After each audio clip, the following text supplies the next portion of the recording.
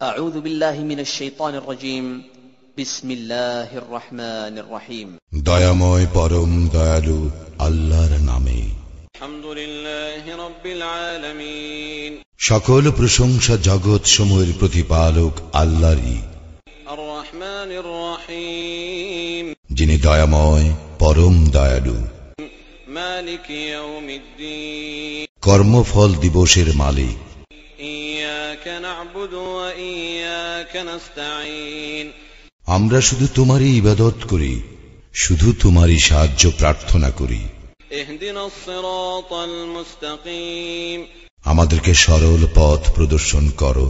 صراط الذين أنعمت عليهم তাহাদের পথ যাহাদেরকে তুমি অনুগ্রহ দান করিয়াছ। غير المغضوب عليهم ولا الضالين